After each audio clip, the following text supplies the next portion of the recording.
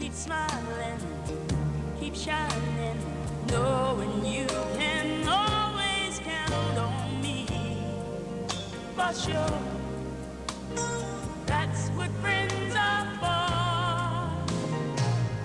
for good times and bad times. I'll be on your side forevermore. That's what friends are for.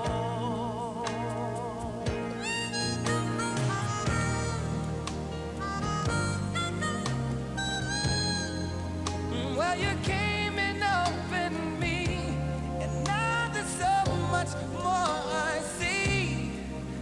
And so, by the way, I thank you. Oh, and then for the times when we're apart. Well, then close your eyes and know the words are coming from my heart. And then if you can remember,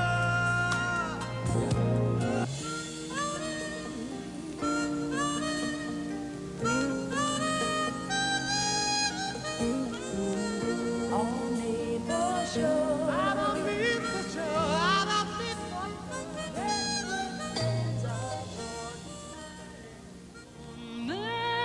memory, all alone in the moonlight, I can dream of the old days. Life was beautiful then.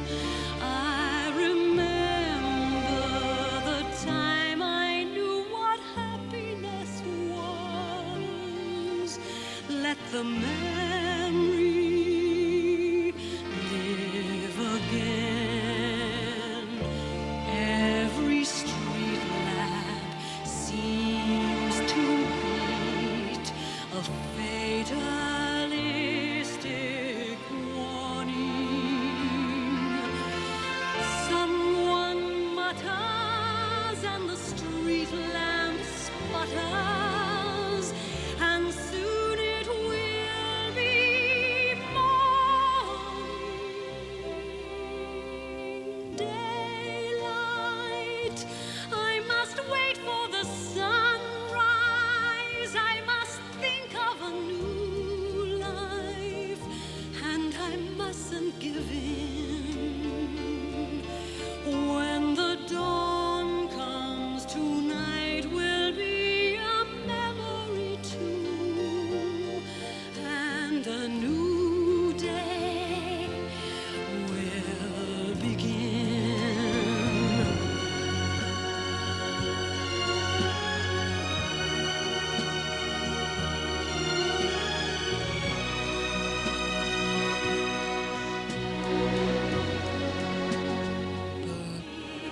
You'll understand what happiness is. Look, a new day has begun.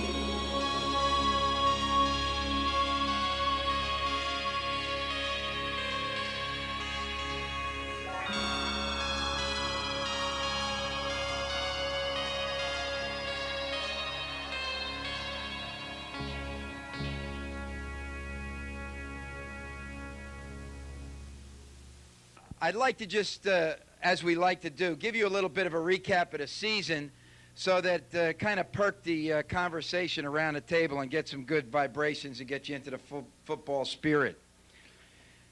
We feel this is a very special team for us, and we've entitled our picture show, it's not really a slideshow anymore, Return to the Playoffs 94. Our boys made a commitment in the weight room this summer that allowed us to stay healthy and enjoy a great season. And that's always a critical part of our success.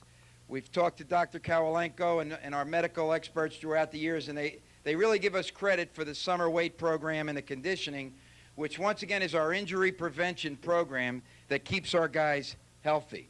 We traveled to Penn State's camp in June to get our skills a little bit better and compare ourselves to people around the country.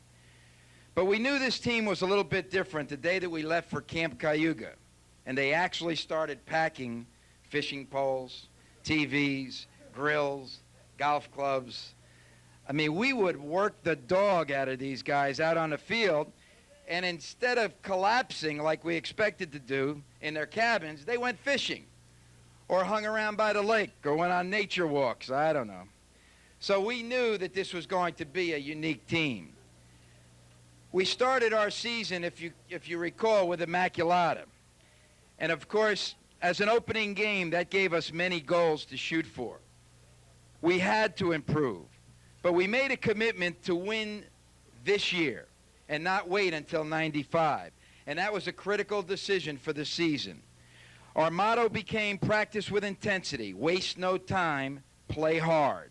And it began to pay off on the very next Saturday. We went to Roselle on a rainy, gray Saturday. We had to learn to believe in ourselves and believe in each other. At halftime, we really weren't sure. We had to bend on defense, but not break to their great speed. But Menzel scored 2 and 125 yards, and Rashawn scored 1 for 72 yards. And Rashawn had that play, the defensive play of the year probably, stopping Dumas at the 1.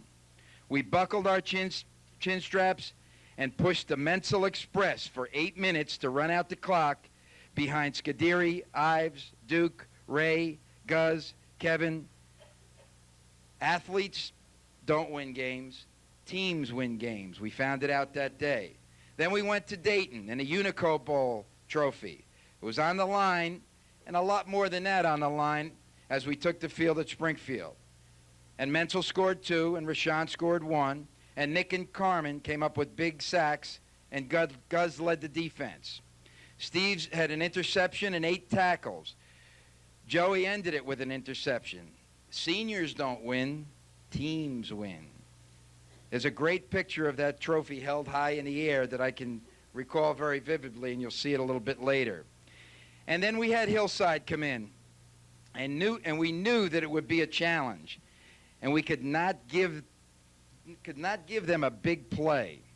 After a 65-yard pass and a 97-yard kickoff fumble recovery, we couldn't recover. We really played tough defense. Joe Aleffi had 6 tackles. Guz and Jose had 8 tackles. Ray went toe-to-toe with their big guys. We gave them our best, but they played a little bit better. We went on to Middlesex on a beautiful night. We had to stop Lester Louise, their 100-yard back, and we found 86 and held Lester to 54 yards. Duke was a force. Rashawn was Lester all week in practice, and that made the difference. Guz had 11 tackles, Jose 10, Ray had 10. Steve and Greg had 6 tackles apiece. We swarmed the ball, we played good defense, and had a big win that evening. At Manville, we had to stop 29. Or was it 11? They switched his jersey before we got there. But either way, we did it. Stovall had the TD run and a TV pass. Danny was 8 for 12, and that was a sign of things to come. Hassler was 2 for 2. The Zebras were tough to beat that night. But Tech had 5 tackles and 1 sack, and Nick had the big block punt. Then came Governor Livingston. TV3 came to town on Parents' Day, and we wanted a souvenir tape that everybody could enjoy. Danny was 5 for 7. He ran for 1. He threw for 1. Guz had 11 tackles. Jose 10. Ray 11. Layden had 3 catches for 67 yards and one touchdown. Menzel had 2. Stovall had 1. Carmen blocked the punt. Carmen had 2 sacks, and Ray had 2 sacks. Nick had 3. Tony Peters had the big point block. And the game interview after the game was really sweet. At Roselle Park, Tony will remember this, we had to beat the Park because it had just been too long since we had done it. We knew it wouldn't be easy, and they loaded up to stop the run, so we had to go up. Danny was 8 for 12, and 2 touchdown passes. Greg had 7 catches that night. Guz, Jose, Ray had 10 tackles apiece. Greg and Joe Aleffi had interceptions. Hassler was 3 for 3. And Joe had the big one, the big sack for Carmen. The 5-play drive with 59-yard drive with 1:29 left was the big drive that won it. Greg scored, and he had to do it again. What a feeling. What a feeling. And little did we know that on that same night, North Plainfield had knocked off Hillside, which gave us an opportunity to go to Jefferson. Now, we were a long way from home, and stepping onto that field in a playoff game, that distance from our home, and hearing you fans and parents and our cheerleaders really inspired us to play a great game. We wanted to play and prove that we belong. Greg had 10 catches. Danny was 14 for 22, 2 touchdowns. Frankie had 2 touchdowns. Guz, 10 tackles. Ray with the big sack. Atanasio, 5 tackles. We walked off the field disappointed, but heads high with our pride intact. We came home and finished our season with Central, and 5 seniors climaxed their careers with outstanding performances on Turkey Day. Jurek had the big blocks, and Steve had 7 tackles. Duke, all day long, took their big guy down. Peters had big tackles and even got slugged for it at one point of the game. Rashawn had 160 yards, 4 touchdowns. Danny was 3 for 8. Greg had 3 catches. We wound up 7-3 and a playoff team and a title to be proud of. It was a great season, and we enjoyed it. Enjoy the rest of the highlights as we prepare for the next portion. Thank you.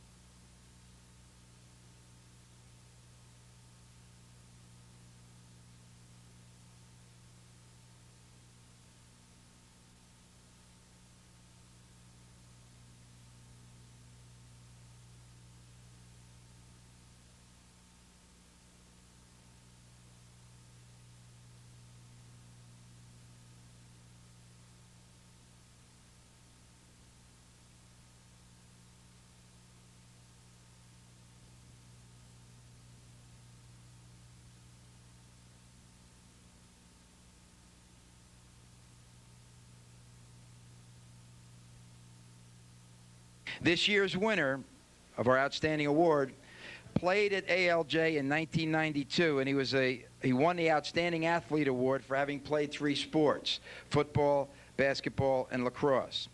At Fairleigh Dickinson University, he's 2nd in career receptions, 3rd in career touchdowns. He was 2nd team All-MAC. He holds 2 single records, 4 touchdowns in 1 game and 13 receptions in 1 game, and was the ECAC Player of the Week this year. And he's the co-captain returning for next year's team. Very proud of this guy, and I think he sets a great example by coming back, helping us out with the youth clinic, and serving as a role model around the community. Jake Duran.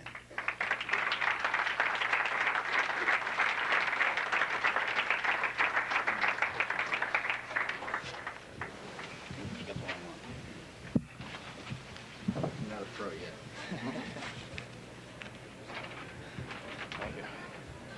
Congratulations. Thanks.